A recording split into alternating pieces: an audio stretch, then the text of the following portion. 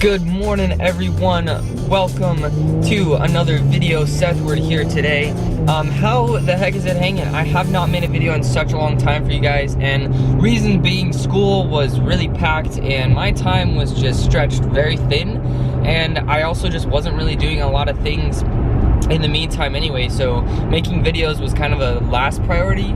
Anyway, let's get right to the point here. Today we're talking about the gas mileage of my Infiniti G35. You know, it's been up and down lately, but I have found out a few tips and tricks that I am dying to share with you guys. But for right now, I'm letting the car just warm up and get all the water off, because I could barely see backing out of my driveway when the sun hit the side windows with all the water on it. Right now I'm actually on my way to Home Depot because I need to return a gift that I bought for my dad. Because I don't know if you guys have ever done this, but have you guys ever bought the same gift for someone that someone else got for that same person? Because that's what happened to me. So now I'm going to Home Depot to return the gift I bought for my dad, which was a really nice DeWalt saw. Unfortunately, it's not long enough, and my mom had already bought him a saw prior to that. So I haven't had the chance to go stop by and return it, so that's what we're doing right now.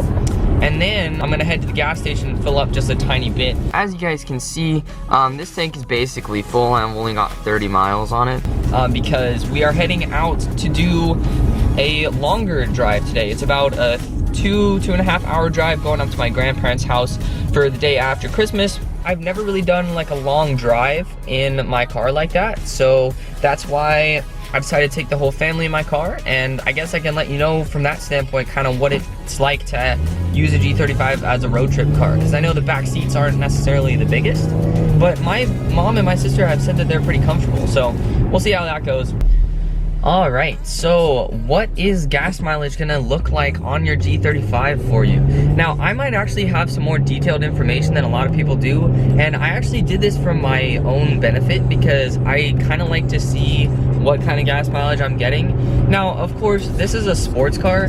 It's not like a V8, so it's probably gonna have better gas mileage than that, but it's also a 2006 V6, which means back in the time that this car was made, the technology for getting good gas mileage in the engines was not exactly there. So what that means is, okay, so let's start with the number here. So Infiniti advertises that this car gets 18 miles per the gallon. Now, when I first started driving this car, I was having fun, slamming the gas pedal down all the time, flooring it, because, you know, it's a fun car to drive. So when I first started, you'll see these numbers here up on the screen, I was only getting about 16, 17 miles per gallon, which again, only 2 under the estimate is not terrible. And recently, I've changed up my driving a little bit, and here's a fun fact actually. Something that just completely shocked me was that if you put this car in neutral and you coast down like really long hills or really long stretches, you are gonna get actually a lot better gas mileage. Believe me when I tell you this, because I've been doing it myself, and you'll see how these results have shifted and changed quite a bit. Because now every tank that I'm getting, I'm measuring it out and it's getting me over 18 miles per gallon, which is even better than what Infiniti advertises for this car.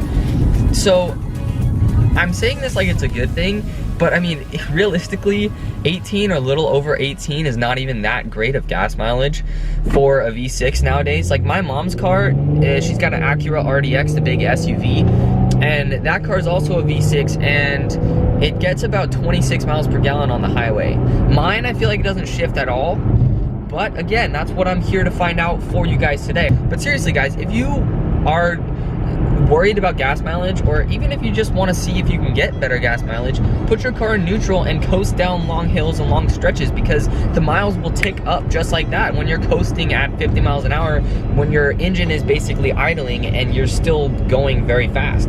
So I remember watching a video once telling me to put the car in neutral and just coast, and that'll improve gas mileage. I'm like, how? That's not going to improve that much. And well, lo and behold, it actually does. So yes, I still love to have fun and drive this car the way that I want to drive this car, so I wouldn't say I'm the most conservative driver, but I have results calculated all the way from December of last year to December this year. There are going to be a few outliers, and I'm not sure why. And another thing I noticed is when I was trying to calculate out the gas mileage, it seemed like I got better gas mileage when the tank was lower. So when I pushed it further rather than filling it up earlier, which didn't make a lot of sense. Keep in mind that this is an old car and it doesn't have a system that calculates gas mileage for me.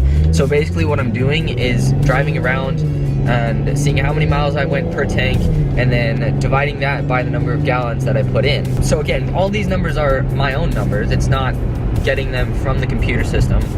Over the last year, you know what, how about I give you a price as well over the gas of last year. I think I have almost everything totaled up for all of 2020. So that'll be interesting to see.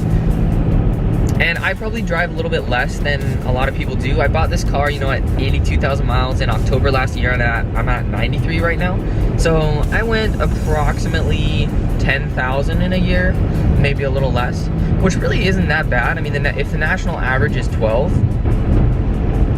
But yeah, guys, I hope that basically sums everything up for you. We're gonna take that longer drive today, and I'll let you know what a full tank of freeway miles looks like in this car, because I'm kind of dying to know that myself, to be honest. But yeah, if you guys are interested in buying a G35, this is the type of gas mileage you can expect, and possibly what you might expect to pay for gas as well. So